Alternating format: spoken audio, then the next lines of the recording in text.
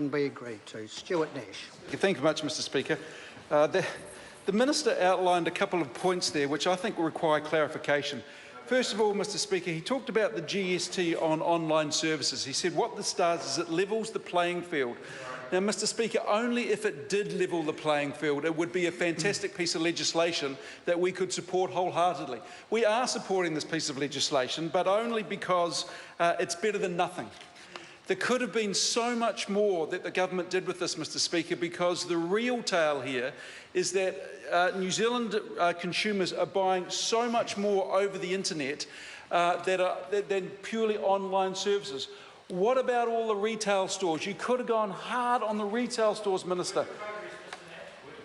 Work in progress. We hear this the whole time. Why sort of bring dribs and drabs into the House? Why not do this all at once? Why not just say, OK, we understand the issue. As the Minister said, the OECD understands the issue. The OECD is working incredibly hard on this, with a whole lot of other issues in terms of global tax problems. But the OECD have said this is a major problem. Other jurisdictions are implementing such rules, but we're doing this in such a piecemeal way. And the problem I have, Mr Speaker, or the issue that really needs to be addressed is not so much the online services, at least we've started somewhere, but it's the clothes, it's the books, and I'm not talking about e-books, it's the shoes, it's things that New Zealanders are now going online to buy because this is the 21st century. This is what 21st century commerce looks like. And what this does, Mr Speaker, is this immediately gives overseas suppliers a 12.5% competitive advantage over New Zealanders. Now, people may say, oh no, well, you know, they've got to post them to New Zealand, therefore that's more than 12.5%. That's not right. That argument does not hold water because New Zealand retailers have imported things themselves. 15%. There you go. It's even worse. It's even worse, Mr Speaker. The online retailers, now, Mr Speaker, that's interesting because the reason I've put 12.5% is I have this line that keeps playing in my mind the whole time when John Key stood in front of the cameras in 2008 and said, no new taxes. And he implemented a new GST tax and he's got a new tax here. So I just keep thinking, no, Mr Key does know what he's talking about, but Mr Key is so out of touch that he keeps implementing these new taxes and keeps hammering Middle New Zealand. Hammering Middle New Zealand. And we've got to remember, Mr Speaker, that a whole lot of the retailers that own shops selling stuff on Main Street to Kiwis are Middle New Zealand. And they're struggling at the moment, and the reason they are struggling is because their main competition is not the bloke the next street over, not the bloke the next city over, it's the faceless person on the computer over in some other country that has a 15% competitive advantage already. We should have closed this down. And I would have thought, Mr Speaker, if this government was working for Middle New Zealand, what they would have done is said, we understand there is a problem here, let's level the playing field. And the Minister has said, work in progress. We hear this too often. What does it mean and when is it going to be here? And why didn't you just deal with the issue in one chunk? Why deal with it in a piecemeal way that just sends the wrong issue? I just think it is a missed opportunity. There's no doubt about that. Let's have a look at the withholding tax. And it was good to hear the Minister say, this is a new tax. I mean, we all heard him, and it is a new tax. It's one of those new taxes that Mr Key said he would never bring in, but it is a new tax. But he did say that this brings integrity to the tax base. Mr Speaker, it doesn't bring integrity to the tax base. This is the problem. Mr Speaker, in New Zealand tax law, there is something called the intent test. This is around the intention when an investor buys a house. If the investor buys the house to make a rental yield, then there's no tax on it. If they buy a house to make a capital gain, then they pay. But it's not working, Mr Speaker, and this is the reason why we have had to introduce this new tax, which is a withholding tax to ensure that people who are buying properties for capital gain actually pay the tax that is due the New Zealand tax system. Now, the interesting thing, the IRD believes that the rorts going on are worth, I'm not too sure, the Minister will know, I think it's about $250, $300 million to our tax base. These are people who are buying properties for capital gain under the law for capital gain, but not paying capital gains tax.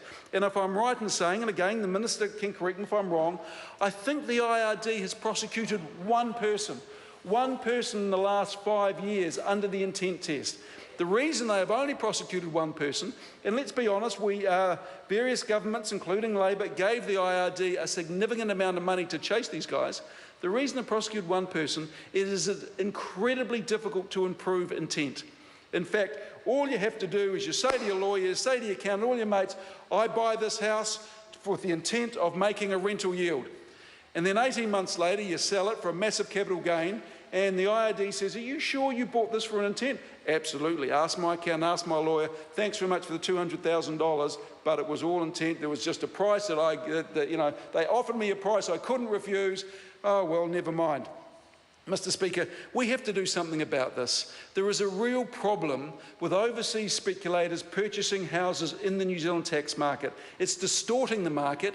It means that New Zealanders are being priced out of the market. What we do know is a lot of this overseas speculation results in houses remaining empty. We are marketed overseas, Mr. Speaker, as not having a capital gains tax. That's how the New Zealand market, that's how the New Zealand housing market is sold to overseas investors. So we've stuck in a 2-year bright line test. The IRD wanted 5 years. And the reason they wanted 5 years, well, they did a scenario analysis. They wanted 5 years because they know that you can hold one for 2 years and 1 day and sell it and you're fine. There's no problem whatsoever. They didn't think, and I agree with them, they didn't think that 2 years was long enough. I don't think 2 years is long enough. We're supporting this bill because at least it is better than nothing. But it could have been so much better. And the interesting thing, Mr. Speaker, is if you watch the faces of the Nats on the other side who are on FEC, they know that this isn't very good at all because these guys are smart. They know how business runs, and they know that this is just a rort. And the minister himself, I don't blame the minister, Mr. Speaker. I don't blame the minister. He came in, he was given a hospital pass. This minister was given a whole lot of hospital passes, actually. It's quite interesting. He must be wringing his hands. But he inherited this bill. He inherited this bill. I would like to think that this minister would have said, no, 2 years doesn't work. 5 years, because the minister that he replaces off around the world, we never see him. So he is not held to account where this minister's got to implement this bill that everyone knows really just doesn't address the problem in any way, shape or form. In fact, the interesting thing about this, Mr. Speaker, is even the Minister of Finance himself said, well, I don't know how much money this is going to bring in. I don't know if this is going to make a difference. Now, Mr. Speaker, why are we wasting everyone's time when the Minister of Finance himself says, I don't know if this is going to make a difference? Surely, when we talk about the integrity of the tax system, we've got to introduce legislation that actually does make a difference. That's what we're about over here, Mr. Speaker, not these guys who have tended to forget about Middle New Zealand, about how Middle New Zealand is struggling to afford a house, and how they see these overseas speculators coming in, cutting the guts out of the Auckland housing market and just pricing it just way out of reach. It's just not right. The other thing I'll talk about, Mr. Speaker, 2 missed opportunities in GST and online services. Should have been GST on everything imported. The other thing, resident withholding tax, it could have been so much better. Student loan stuff, we all agree. If you borrow money, if a student borrows money from the government, they are under contractual obligation to repay it. Now, we've got an obligation, we've set up a deal with Australia. But why Australia? We all know there's a whole lot of Kiwis go to the UK.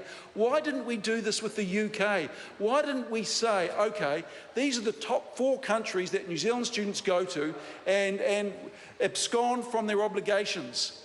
If we had done this, then that, Mr. Speaker, would have brought integrity to the tax system. And that is what we need. We need a tax system which is seen not just by New Zealanders, but by everyone overseas is having integrity. And I'm just really concerned that what this is going to do is just put another piece of piecemeal legislation statute on our books that we're going to have to come back and revise, I would say, within 18 months to 2 years. We heard the minister say, oh, we'll deal with the other issues later. That's just not good enough. And I can tell you, Mr. Speaker, that in the Finance and Expenditure Select Committee, if we had had a bill that dealt with all GST on all imported goods, we would have supported it, we would have gone hard. We are supporting this bill, Mr Speaker, but it really is a bill of missed opportunity for GST on imported goods. It would have helped our retailers.